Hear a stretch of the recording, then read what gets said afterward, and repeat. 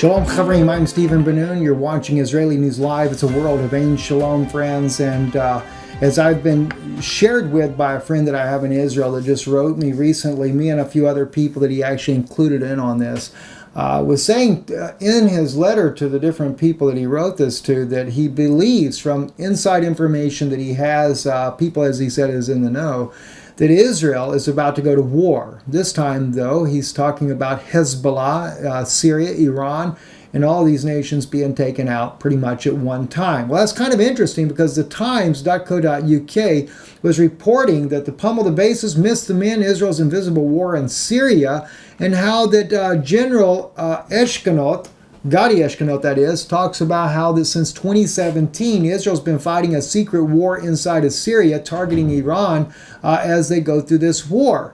And as I looked at this, and of course with the idea that we're about to be speaking in Portland, Oregon this coming weekend, along with Eli Marzulli and my wife, and I figured I would share some insights with you, just how serious the situation is on a global scale. And how that even in my own mind, things have kind of changed over time. You know, you have to understand, myself, I come, of course, as a believer in Yeshua at a very early age, but nonetheless, I've been involved in the Chabad organization for many, many years, no longer an active member, I should say. But I was amongst the Orthodox rabbis because my desire was always to win my people to Yeshua. But I was very quiet about things. I waited for the Lord to lead me. And of course, we've had some success in winning Jews to Yeshua as time has gone on. But at the same time, I had no idea that I would end up being a part of an organization that has worked for global ties, both in the political circle and private sector, as well as working very close with the Vatican and actually marrying the two religions together as part of a new world order. And some of the things I'm going to talk to you about today, you might interpret as Russian collusion, President Trump, President Vladimir Putin, etc. But I don't want you to get confused because although I may focus on some of these issues, I realize too that the Clintons were involved with the Russian President Putin as well. But there's a lot of things going on in the background, a lot of things that I'm working on in an investigative journalist report right now with very private sources that will eventually come out, that will show you a very intricate web that is being built by all these different groups in the background. And at the end of the day, it's a new world order. And even though I thought for quite some time that maybe President Putin was trying to do the right thing in the Middle East there and helping President Bashar al-Assad and the Syrian people from being totally annihilated, I'm convinced more and more that he has actually also worked as far as in facilitating the bringing down of all these nations in the Middle East for a new world order. That he's part of the plan. After all, some of you that are out there listening, you would probably say, no, he's the Gog of Magog and eventually Russia's going to turn on Israel. No, he's not. Now, Turkey may do that, but then again, all that'll be part of the plan. After all, Netanyahu, believed by many of my Israeli friends that are believers in Yeshua, expect that he will be the very man that leads Israel to the war with Iran, which will cause the deaths of more than 1 million Jews at the end of this war. I can believe that to be so. And don't worry, America will be the next target. After all, everybody thinks that Russia is going to take out Israel. Maybe they'll let Russia play the dirty part just a little bit so that the United States can go to war with Russia, and then they'll use Russia and China to crush America. And I know we do have a massive military, but who's going to come to our aid when these nuclear bombs begin to fly through the air? I can't really say, but I'm going to show you some things tonight that might disturb you. Some things that I will share in the Portland conference, but a little bit more in detail. I want to give you a little bit of background, though, to start with. You know, the Nostra Aetate deal that was signed back in 2015 between the Vatican and Israel was a major move. In fact, before they even signed it, I was not as much privy about what was going on. All I knew is that the Vatican was trying to make connections and a covenant with Israel that I felt was very dangerous for the Jewish people. I was taken to the airways and only had about 20,000 subscribers, warning my Jewish brothers and sisters the dangers of making a covenant with Rome, that you will be fulfilling prophecy, setting the stage for Rome once again to take over Israel and be under the thumb of the Vatican. But I totally forgot about the fact that it wasn't just Rome that was running Israel 2,000 years ago, but it was also the Pharisees and Sadducees, and of course the Sanhedrin Council. They worked together. In fact, both of them together are the ones that put Yeshua to the cross and put him to death. Speaking about putting Yeshua to the cross, that just kind of reminds me of another thing, because so many people are so busy thinking that Netanyahu is some kind of savior for Israel and that he's truly the man of God to do a great thing for the Jewish people, and have no idea that he has supported the most liberal abortion law ever in the state of Israel, makes it a free-for-all for the gay community to parade through the streets of Jerusalem, and now, right in Haifa, there in the museum there, what do they have going on? The Mac Jesus sculpture. Supports the BDS, wants controversial statue removed from the Haifa Museum. Yeah, can you believe it? And who are the only people that actually came as a vocal opponent about something that was so sacrilegious to the Christian people? Well, it happened to be the Palestinians. The Palestinian Christians actually stood for Christ and said this was sacrilegious for them to even do such an evil thing. And yet, we'll spend millions of dollars supporting a government rather than standing with the believers of Israel, both Jews and Palestinians alike. So we got to wake up to what we really stand for. I mean, if you're a believer in Yeshua, why don't you stand for Christ? All right? Now, that's just a side note. But after all, as I said, the Vatican was working on this deal. Well, I had a friend of mine that was a spokesperson for the United Nations. They caught wind to me making it public about this deal between the Vatican and Israel, and they actually flew to where I lived in Fort Myers, Florida, came to my home and warned me not to ever speak again against the Vatican.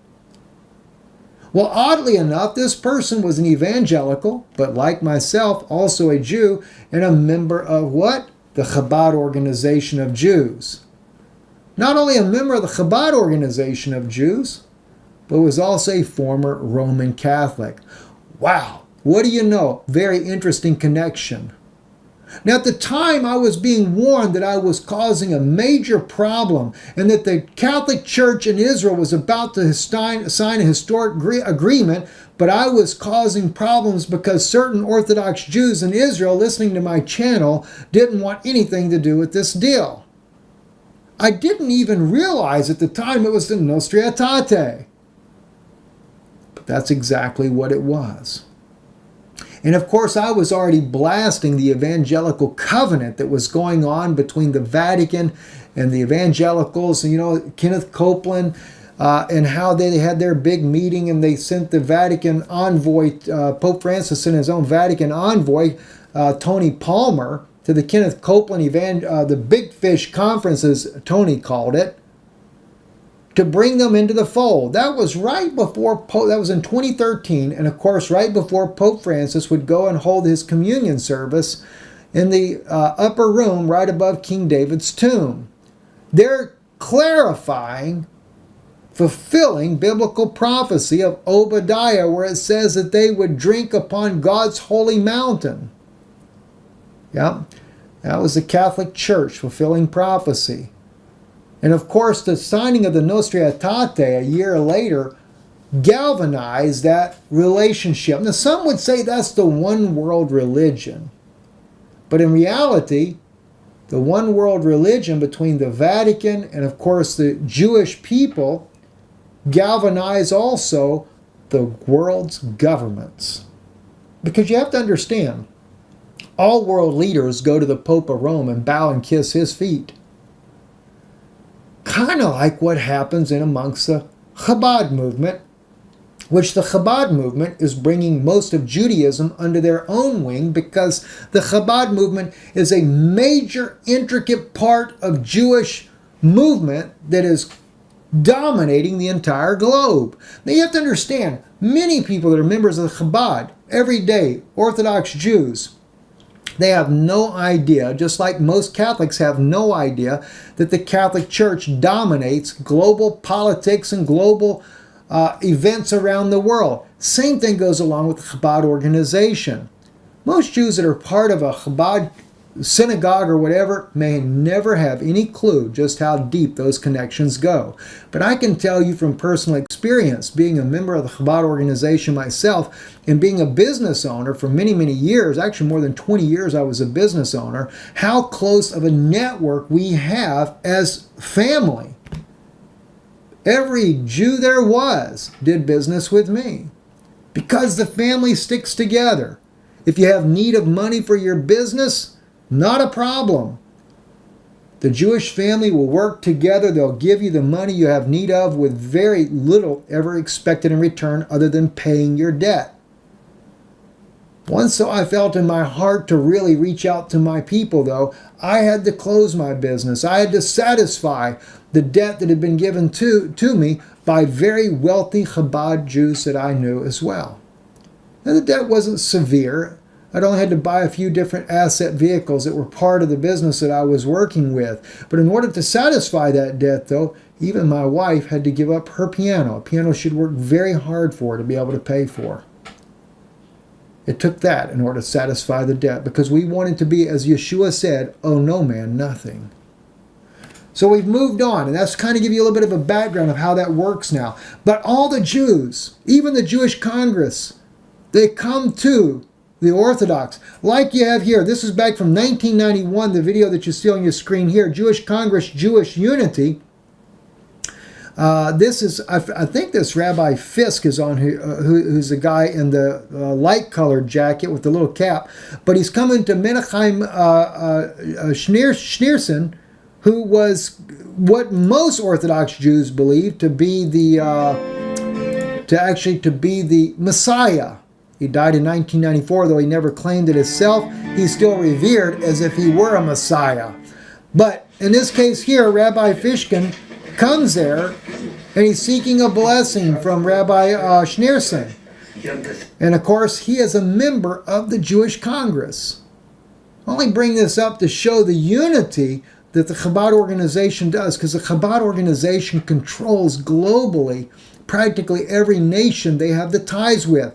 President Trump, President Putin, China. It doesn't matter what country it is, practically in every nation, the Chabad organization and rabbis have a very strong power structure. And of course, the most wealthiest businessmen in the world are connected to the Chabad organization, just like it is with Lev Leviev. Lev Leviev, he's also very close to President Trump. He's very close to President Putin. He is a multi-millionaire, billionaire, in fact, in the diamond trade industry. Now, there's a lot of things that I know that has not even been brought to the public's attention. But, oh, by the way, speaking of that, I forgot I had this up here, but let me just hit this real quick as well. Because as we see these issues that are going on, and like I said, my desire is to win my own people to Christ. But so many of my brothers and sisters are so supportive of the secular Israeli government that we have, and you forget totally that the secular government doesn't come to take a stand for those values that you have as a true believer. In fact, Prime Minister Netanyahu, under his own administration, is the one that passed the most liberal abortion law in the history of the state of Israel, allowing abortions all the way up to the 9-month of pregnancy. To me, that's equivalent to murder. Not to mention the fact that the opening up the Jerusalem doors to the gay parades, and the gay people, if that's their lifestyle, that's their business, not mine. But when it comes to supposed to be the most holiest city on the planet, and you just open it up and you say, we're tolerant, we don't do like Iran does, we allow the gay parades in our city. And Prime Minister Netanyahu has been doing it for years. Well, I certainly don't support violence against any group of people regardless of what they believe. But there's no way that I could condone something like that. And then the latest issue, they took Ronald McDonald in Haifa and put him on a cross that's considered to be an artwork and have this in a museum in Haifa. Why wasn't Prime Minister Netanyahu down there telling the museum, this has got to go? We have believers in Yeshua. We need to have respect to the way they believe. Doesn't mean that they, as Jews, they have to believe the way we believe, but at least have some respect. But no, the only people that came to the defense of Yeshua and that this was sacrilegious, Palestinian Christians. And of course, they got tear gas fired upon them for protesting this exhibit inside of a museum there. But no, unfortunately, many evangelicals, instead of standing with the believers of Yeshua in the state of Israel, which includes both Jewish believers and Palestinian believers, no, we stand with a secular government that wants more bombs and wants a bigger aid package to be able to blow up more of the Middle East. I actually have posted on our Facebook page, where is Israeli News Live Facebook page, I'd made a post in there. I made a suggestion. I said, look, as Israelis, we believe, as a Jewish people, truly that God is with us, then God will protect us. If the United States is in such danger from our southern border, as so many people are making the case that we need to have a wall on our southern border. Now, I think they're going to put the wall up to keep us in, ultimately. But even so, nonetheless, I won't fight the argument. I think every country should have fence as far as separating their border. Now, whether or not you put it 10 foot in the ground and 30 feet up in the air, I don't think that really makes any difference, because everybody that they're going to smuggle drugs in, etc., they either do it by plane, boat, or they dig a tunnel underneath your border, and they come up in somebody's house where you have no idea that's what they're doing until you can finally catch them later on down the road. All right? So, yeah, and of course they might want to put the fence up to stop the illegal flow of drugs in, because the government has their own their own source of drugs coming in, and that, of course, cuts out the politicians and all the others that get their cut from the drug trade. Yeah, I know so. Don't play games. I know so. All right, but my thought is, if you want to be able to fund this wall, we signed a package with Israel for $38 billion for defense to buy more bombs and planes and bombs and planes and bombs and planes to blow up all of our neighbors that are really not a threat to them. I think our Israeli brothers and sisters really know that if America is under this much of a threat at our southern border, that they would be willing to take and say to America, look, you need protection as well. Take $8 billion of that $38 billion package over the next 10 years, apply that to your border fence, and then we can also take from our Pentagon budget, seeing as we have the biggest budget on the planet, and take maybe $8-10 billion from our military spending budget.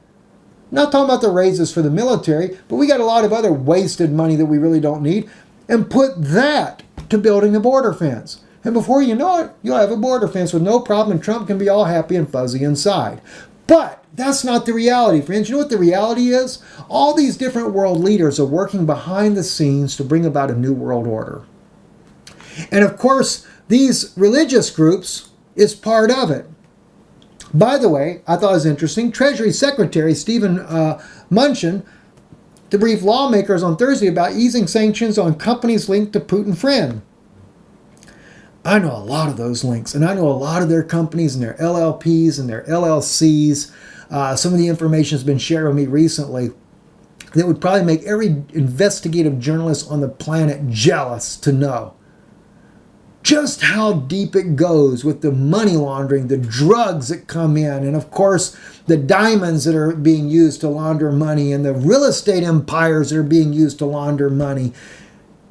And all kinds of crazy nonsense. You know what troubles me? Look at here, as they say here in this article. So the Treasury Secretary, Stephen Mnuchin, he's going to lift some of these sanctions. And of course, it's going to include one of Russia's oligarchs, Oleg Deripaska, a Russian billionaire with ties to Vladimir Putin. And he's also got ties, by the way, to Paul Manafort. You know, I just was sitting here, and I'll share some of this information here with you. Paul Manafort, boy, this is really a big guy here. All right. I'm sitting here working on this information that's been shared with me recently about the different companies that are linked even back to President Trump, how they are working all these out. But Paul Manafort, along with Rick Gates and Rick Davis, they were involved in an acquisition of a company, Parasis, that bought out a telecommunications company in Ukraine back in 2007. Now, one of the Russian oligarchs that was a close friend of Putin's, he's the one that actually financed the first $19 million to be able to buy this company. But then I found out also that Paul Manafort, who I also knew had a stake in Monhold AG LLP, that this company here was involved in Ukraine, and the agricultural minister and dealing with some deals there with the Shelley's companies, etc. And of course, when I get into all this, let me just make it simple and everything. Paul Manafort and these guys that he knew, they had acquired, using a Cayman Islands company, Parasis, I think is how you say the name. It's a lot longer than that, but anyway, just to make it short there.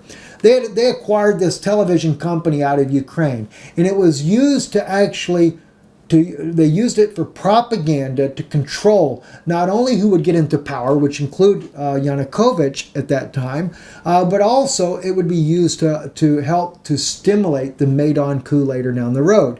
The odd thing is Trump and Putin both had connections to all these men that were involved in these companies. And of course, there's a lot more other companies that, just hundreds of these LLCs and LLPs that were put together for that very purpose.